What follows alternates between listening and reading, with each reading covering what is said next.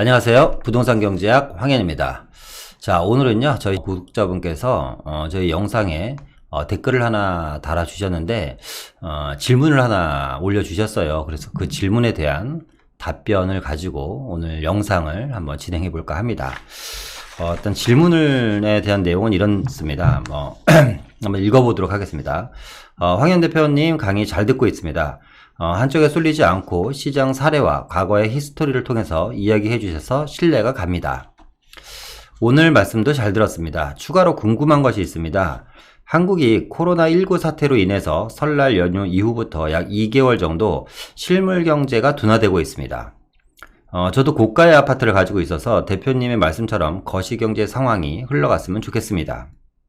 하지만 실물 경제 둔화로 인하여 유동성 압박이 오는 기업이나 개인이 주택을 포함한 부동산을 유동성 위기 해결에 재료로 쓸 수 있다고 봅니다. 그럴 수도 있겠죠. 이런 경우 당연히 좋은 입지의 부동산을 먼저 매각하지는 않을 것입니다. 하지만 일부 기업이나 개인은 유동성 요구가 급하면 입지가 좋은 부동산을 먼저 처분할 수도 있다고 봅니다. 그렇죠. 정말 급하면 아무리 좋고 나쁜 거를 떠나서 빨리 황금성이 있는 것부터 매각을 할 수도 있겠죠. 2008년 금융위기가 소수의 주식은 상승을 했지만 시가총액 상위의 우량 주식 대부분이 가격이 떨어진 것하고 비슷한 상황이 될 수 있겠죠. 이런 상황이 오지 않기를 바라지만 실물 경제가 만일 예상보다 더 악화된다면 유동성 해결을 위해 매도 세력과 안전자산으로서의 대안으로 매수 세력에 힘겨루기 위해서 매수 세력이 압도해야만 부동산 시장의 가격이 우상향하지 않을까 싶습니다. 또한 부동산은 다른 안전자산인 예금이나 채권보다 거래 비용이 큰 것과 거래 시간이 오래 걸리는 것이 경기 침체 시에 단점으로 작용을 할 수 있다고도 봅니다. 이런 저의 생각에 대표님은 어떻게 생각하는지요? 항상 유익한 강의에 거듭 감사드립니다. 저 역시 다시 한번 이 시간을 통해서 감사드리겠습니다. 정말 저희 시청자분들 중에서요, 이 경제에 대해서 관심이 상당히 많으신 분들이 많은 것 같아요. 그리고, 해박한 지식을 갖고 계신 분들도 많고, 일단은 내용을 쭉 읽어 드렸는데, 이 영상을 보시는 시청자분들을 위해서 제가 좀 줄여보겠습니다. 첫 번째는 이런 내용이죠. 코로나19로 인해서 실물 경제가 둔화될 것이다. 그리고 실물 경제 둔화로 인해서 개인이나 기업에 위기가 올 것이다. 그리고 이제 입지가 좋은 부동산은 선방하겠지만 심각한 위기가 오면 결국은 매도 물량이 증가할 것이다. 부동산의 특징인 큰 거래 비용과 긴 거래 시간의 단점으로 인해서 전체적인 큰 하락장이 올 경우 입지가 좋은 부동산의 경우도 동반 하락이 올지 않을까에 대한 질문이죠. 제가 2일 전에 올린 영상에 대한 전체적인 내용을 한번 정리해 드리면 이런 내용이죠. 경제 위기와 함께 유동성장이 함께 온다는 내용이고요. 그리고 지금 현재는 이런 위기와 유동성 싸움, 유동성 장애 싸움이 시작된다는 내용입니다. 결국 돈은 어디론가 흘러가게 되어 있는데 제가 생각하기에 이런 안전자산으로 갈 가능성이 상당히 높고 입지가 좋은 부동산은 안전자산이다. 그런 내용이었습니다. 그래서 이 내용을 저희 영상을 보시고 이렇게 질문을 주신 것입니다. 자, 오늘 주식이 1700선이 붕괴되었고 스킷 브레이커까지 발동이 되었습니다. 보통 주식 같은 경우는 이런 경기에 선반영이 되죠. 선반영이 되다 보니까 먼저 움직입니다. 일단은 부동산은 일정한 한 6개월 정도의 시차를 두고 시장이 움직입니다. 이런 악재장이 특히 주식 시장의 이런 침체기가 만약에 지속될 경우 부동산 시장도 조정이 올 가능성이 상당히 높다고 봅니다. 현재 전 세계가 코로나19 사태로 인해서 경기 침체가 장기화된다면 이런 경제적인 충격은 더 클 것이고요. 그리고 이제 자산 상품 중에 하나인 부동산도 구매 수요에 심리적 위축과 부담이 있을 수도 있겠죠. 자, 그럼 질문을 주신 분에게 답변을 드리겠습니다. 답변은 저도 사실 잘 모르겠다 입니다. 질문을 주신 분께는 죄송합니다만 사실 제가 내일 어떤 일이 일어날지 어떻게 알겠습니까? 만약에 내일을 제가 볼 수 있는 능력이 있다면 전 매주 로또를 하면서 살 것 같습니다. 매주 당첨이 되겠죠. 내일을 볼 수만 있다면. 그리고 부동산보다 황금성이 좋고 단기적인 수익률이 높은 주식을 하겠죠. 내일을 제가 정말 정확하게 예측할 수만 있다면. 그래도 이제 이렇게 말씀드리고 마무리를 하면 정말 무책임하니까 제가 매일 당장 무슨 일이 일어날지는 모르겠습니다만 조심스럽게 지금 질문하신 내용에 대해서 전망을 한번 해보도록 하겠습니다. 전망을 하기 전에 먼저 소개해드릴 사이트가 하나 있습니다. 바로 한국은행의 경제통계 시스템이란 사이트입니다. 화면에 보시는 것처럼요, 이 한국은행 경제통계 시스템에 들어가시면 특히 이제 부동산에 관련이 있으신 분이라든가 여러 가지 경제 지표에 관심이 있으신 분들, 뭐 주식을 하시는 분한테도 큰 도움이 될 것 같고요. 한국은행 경제통계 시스템에 들어가시면 다양한 여러 가지 자료들을 보실 수 있는데요. 그 중에 이제 부동산 관련된 자료는 이 통계 시스템 들어가셔서 주제별로 들어가셔서 7번 항목에 물가라는 카테고리가 있습니다. 이 물가를 클릭을 하시면요, 물가 카테고리를 클릭하시면 지금 보시는 것처럼 뭐 생산자 물가 지수부터 시작해서 쭉 물가 지수가 나옵니다. 그게 7번에 이제 기타 가격 지수가 나오는데요. 이 기타 가격 지수에 들어가시면 자, 보시는 것처럼 주택 매매 가격 지수라든가 주택 전월세 가격 지수 뭐 이렇게 쭉 뜹니다. 그런데 여기서 시청자분들께서 꼭 보셨으면 하는 게 아마 부동산 투자를 하시는데 많은 도움이 되실 거예요. 유형별 주택 매매 가격 지수와 유형별 주택 전세 가격 지수를 꼭 한번 관심 있게 차트를 한번 보셨으면 좋겠고요. 여기가 아마 90년대부터 아마 이게 기록이 다 돼 있는 걸로 알고 있습니다. 그렇기 때문에 전체적인 대한민국 부동산 시장 그리고 시도별로 다 체크가 되어 있기 때문에 아마 이 부동산 공부를 하시는데, 부동산 투자를 하시는데 큰 도움이 될 만한 사이트라서 제가 소개를 드립니다. 그리고 제가 오늘 보여드리는 몇 가지 자료들이 있는데 이 자료들은 다 한국은행 경제통계 시스템에서 가져온 자료인 것을 다시 한번 말씀드리겠습니다.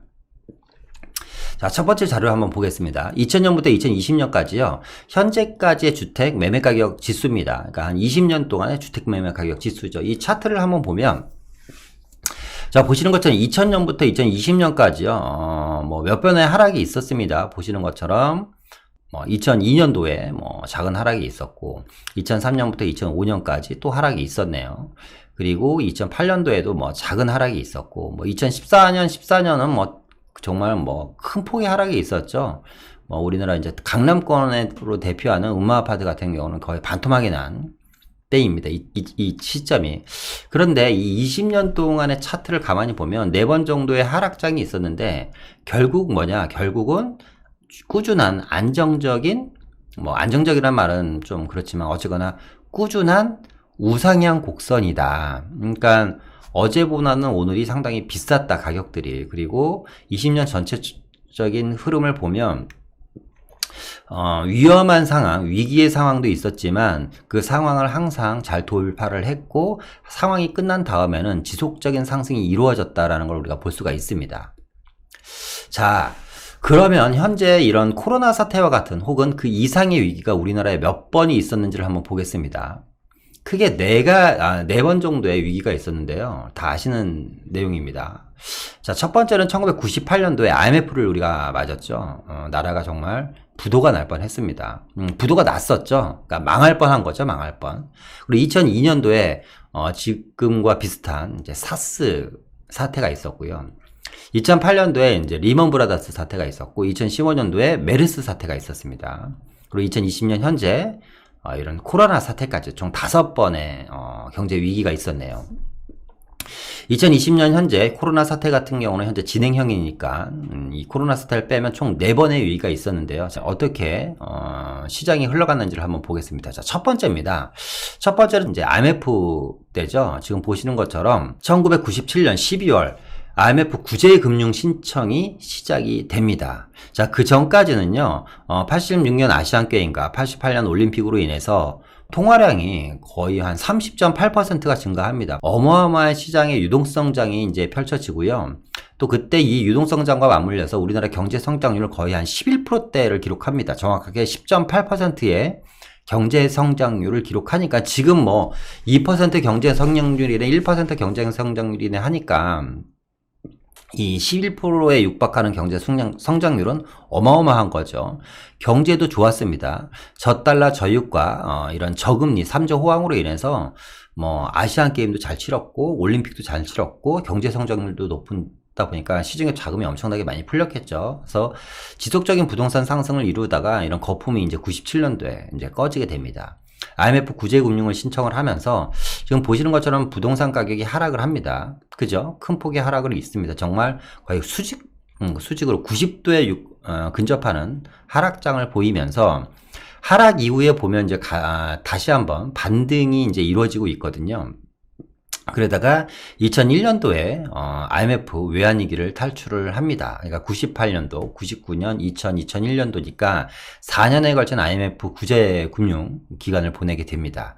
그런데 재밌는 게 있어요. 재밌는 게 뭐냐면 97년도 12월 달에 IMF 구제금융을 신청을 한 다음에 진짜 나라가 망할 뻔한 사태입니다. 보면 한 2년 정도 있다가 2001년도에 IMF 외환위기를 탈출하기 전부터 부동산은 다시 반등을 하기 시작됩니다. 자, 이렇게 IMF 구제금융이 터졌음에도 불구하고 이렇게 빠르게 부동산 시장이 회복된 가장 큰 원인은 이 IMF를 극복하기 위해서 김대중 대통령이 어마어마한 돈을 시중에 풀어대기 시작합니다.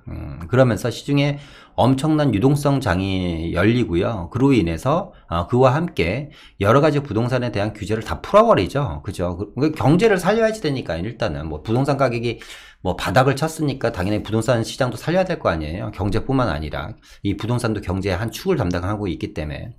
그러면서 아주 빠르게, 그러니까 이 나라가 망할 뻔한 상황에서도 2년 정도, 물론 낙폭은 컸습니다만 기간은 2년 정도의 하락 이후에 다시 반등을 하는 모습을 보였다. 2001년도 IMF 탈출을 하기 전부터 가격은 상승이 시작됐고 2001년도 IMF 탈출과 함께 보시는 것처럼 그래프는 아주 가파른 속도로 지속적인 상승을 하게 됩니다. 자, 두 번째입니다. 두 번째는 2002년이죠. 2002년에 사스 위기입니다. 자, 보시는 것처럼 2002년에 사스가 터지고 나서 역시 부동산 가격이 잠시 주춤을 합니다. 그런데 2000년대 초반이다 보니까 아까 우리가 2001년도에 IMF를 극복했잖아요. 이렇게 IMF를 하기 위한 인위적 인플레이션을 조정을 하면서 이 IMF 기간 동안 약 40%에 가까운 통화량 증가가 이루어지거든요. 그러다 보니까 이 2002년도 사스 때 생각보다 아주 큰 하락보다는 소폭 하락을 보이면서 바로 다시 반등장을 일으켜 세웁니다. 시장 자체에서. 자, 그 다음은요, 2008년도 리먼 브라더스 사태 때입니다. 리먼 브라더스 사태 때를 보면 2008년도죠. 지속적인 상승, 아까 말씀드렸던 것처럼 사스 사태 이후에 이런 어마어마한 유동성 시장으로 인해서 지속적인 상승을 계속해서 진행이 됩니다. 그래서 2008년도 9월 달에 리먼 브라더스 사태가 터지면서 역시 하락장이 나오는데 리먼 브라더스 사태 역시 이제 본격적인 하락은 이제 2008년 하반기부터 시작이 되거든요. 2008년 하반기부터 시작돼서 2009년 가을 정도에 지금 보시는 것처럼 부동산 가격은 다시 되살아납니다. 물론 2014년도에 큰 하락이 있긴 하지만 2008년도 리먼 브라더스 사태 이후에 이명박 박근혜 정부의 규제 완화 정책으로 인해서 부동산 가격은 다시 이렇게 되살아나는 모습을 보이고 있습니다. 자, 2015년 메르스입니다. 이번에는 2015년 메르스. 2015년 5월부터 2015년 12월까지 이 메르스 사태가 진행이 되는데요. 이 기간 동안에는 재밌는 게 보시는 것처럼 서울의 부동산 가격이 지속적으로 상승하는 모습을 보이고 있습니다. 자, 지금 이제 큰 20년 동안의 부동산 시장에 대한 차트를 한번 보여드렸고, 말씀드렸던 것처럼 4번의 위기가 왔을 때 차트를 좀 단락을 잘라서 보여드렸습니다. 지금 보신 이 그래프를 보시니까 어떠신가요? 지금의 이러한 상황도 시간이 지나면 또 언젠가는 과거가 됩니다. 지금 이런 코로나 사태가 대한민국에서 처음 발생하는 경제 대위기가 아니거든요, 사실은. 지난 26년간 위기가 전혀 없었던 건 아닙니다. 나라가 부도날 뻔한 IMF도 있었고, 그 외에도 지금 보시는 것처럼 몇 차례 위기가 있었습니다. 이러한 것들을 다 잘 버텨낸 나라가 바로 대한민국이란 나라입니다. 저는 좀 감성적이긴 한데 이런 사태도 잘 버텨내리라고 믿습니다. 전 세계가 이런 정책 공조를 통해서 이런 코로나 사태를 이기기 위해서 경제 펀더멘탈을 지키려고 하기 때문에 글쎄요, 앞으로 더 지나가 봐야 되겠지만 어느 정도 방어는 할 수 있지 않을까라는 생각이 듭니다. 물론 내일일은 앞서 말씀드렸던 것처럼 아무도 모릅니다. 그런데 이제 확실한 건 있죠. 이런 지금 이 차트를 보면 위기가 지난 이후에 반드시 바로 급반등이 온다. 그럴 수밖에 없는 것이 이런 위기 때는 경제 펀더멘탈을 지키기 위해서 엄청난 유동성 자금을 풀어버리거든요. 그런데 이런 유동성 자금이 정말 나라가 망하게 생기고 경제가 위험이 되는데 아무리 시중에 자금이 많다고 하더라도 누군가가 매수를 하고 투자를 하려고 하겠습니까? 그 시간 동안에는 잠겨 있었던 거지. 경기가 회복되면 제가 앞전에 뭐라고 말씀드렸죠? 정책이라는 건 될 때까지 한다라고 말씀을 드렸잖아요. 그러니까 이런 어마어마한 유동성 장, 진짜 전 세계가 어마어마한 유동성 장이 펼쳐질 겁니다. 이런 유동성 장에 풀려있던 돈이 경제가 회복되는 시점과 맞물려서 실물 자산으로 아주 빠르게, 그리고 안전자산이라고 생각하는 쪽으로 빠르게 다시 한번 들어간다라는 거죠. 그렇기 때문에 이런 위기 이후에는 반드시 엄청난 크나큰 양극화가 발생한다라고 제가 말씀을 드렸습니다. 제가 오늘 이 영상과 함께 보시면 도움이 될 만한 영상을 여기 오른쪽 지금 보시면 네, 올려드릴게요. 보시면 제가 작년 9월 달에 올린 영상이거든요. 한국 부동산 시장 전망 1편이라는 주제를 가지고 제가 시리즈로 올린 영상이 있어요. 그 중에 1편 보시면 과거 역사를 통해서 본 한국 부동산 시장 전망이라는 내용이 있습니다. 이 영상에는 과거 40년 동안 우리나라 부동산에 대한 역사, 그리고 어떻게 진행이 되어 왔는지에 대한 내용이 좀 자세하게, 지금보다 더 자세하게 나와 있거든요. 한번 꼭 보셨으면 좋겠습니다.